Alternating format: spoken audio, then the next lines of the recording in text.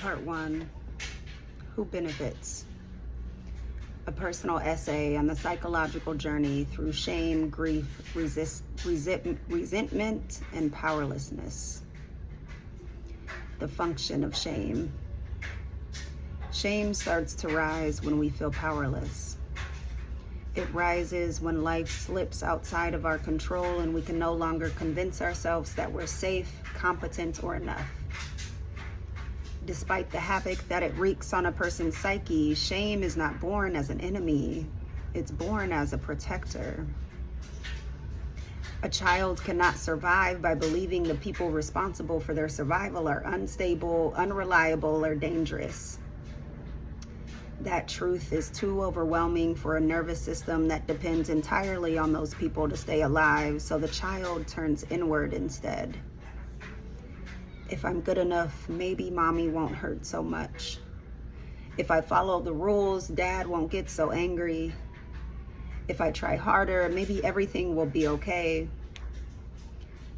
Children are the most vulnerable people in society because their survival is literally dependent on the adults around them.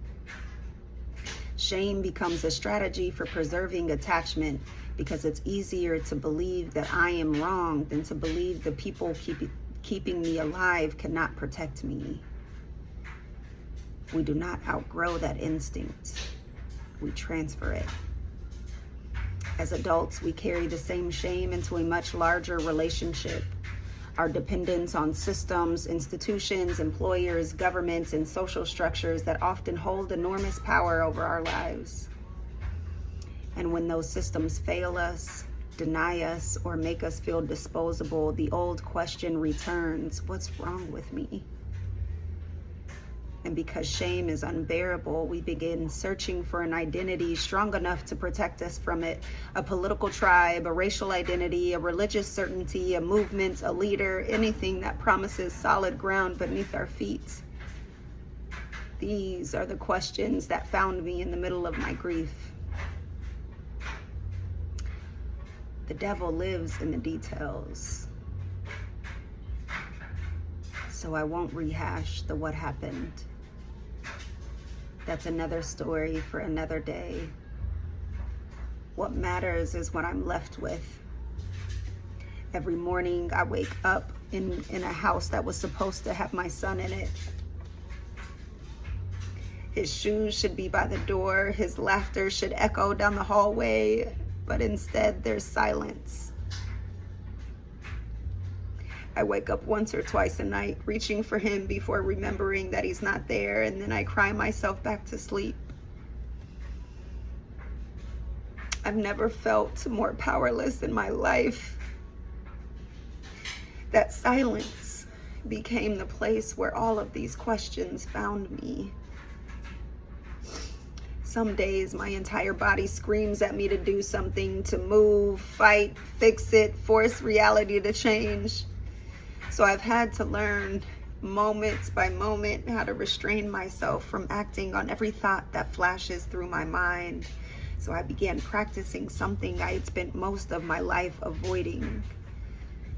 Sitting still and just observing what came up. I sat with the feeling long enough to watch it change shape.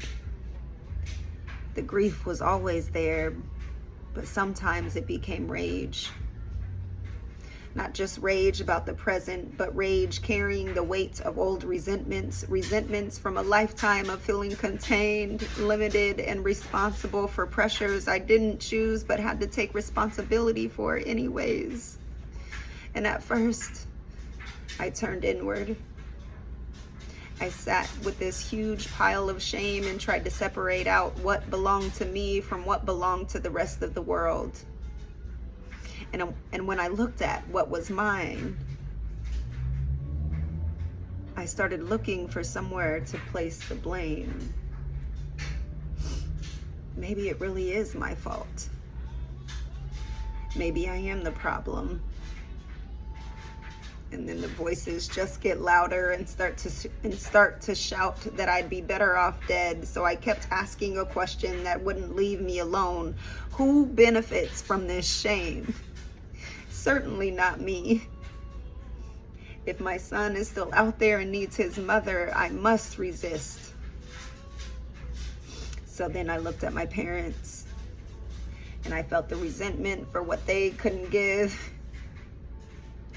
And I sat in their pain long enough to realize they were doing the best they could with what they received, and blaming them doesn't make the consequences of my life change. It doesn't erase the hurt, but it does complicate the story. So I asked again, who benefits from this shame? Then I started seeing the names and faces of people who, from my perspective, have denied me things that should have been available to me. I felt resentment toward white people, toward men, toward anyone who seemed to have access to power I didn't have, and that frightened me because I know where that road leads. Tell the truth, shame the devil. So I reached for answers again. This time in an essay I read called "Everyone Loves Hitler." The title alone made me recoil, but the argument made me stay. The essay wasn't defending fascism. It was trying to understand why people become attracted to it.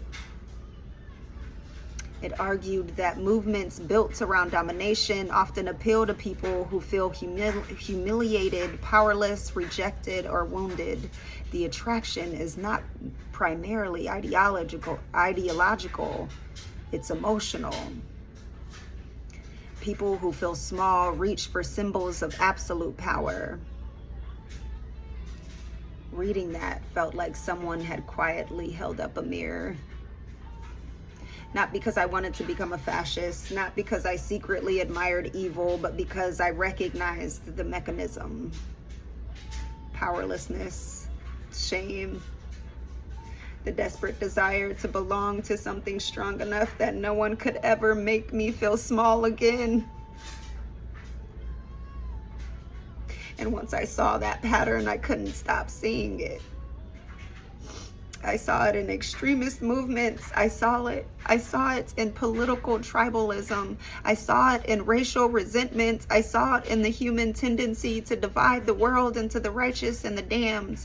And painfully, I saw it in myself. Not in the conclusions I had reached, but in the temptation to build my dignity by deciding who deserved the blame. And that was the hardest realization of all. The reckoning. For years, I had congratulated myself for being a good person because I had committed myself to racial justice. I had wanted to help build a better world, but now I had to ask a much more uncomfortable question. Was my committed rooted in love, or was some part of it rooted in the need to feel morally superior to someone else? I don't think the answer is simple. Human hearts rarely are. I still believe injustice is real. I still believe history matters. I still believe that power is distributed unevenly in this country and that those inequalities have consequences. None of that disappeared. What changed was my willingness to examine the place where my own pain could become a weapon. I began to see how easily grief can harden into certainty, how easily humiliation can become contempt, how easily a wounded person can start looking for enemies to carry the weight of their own suffering. And I realized something even more terrifying. I am much closer to the thing that I say I hate than I ever wanted to admit. That doesn't mean that all perspectives are morally equivalent. It doesn't mean that hatred is justified. It just means that the human capacity for hatred lives in all of us, and pretending otherwise only makes it more dangerous. So the question became, do I keep planting my dignity and identities that make me feel powerful, or do I find a ground strong enough to hold me without requiring someone else to become less human? I understood the psychology now. I could see the mechanism. I could name every place that my shame wanted me to build a home in. But understanding why my heart was hardening was not the same thing as knowing how to keep it soft. Psychology could explain what shame was doing to me, but it could not tell me how to survive it. For that, I had to keep searching.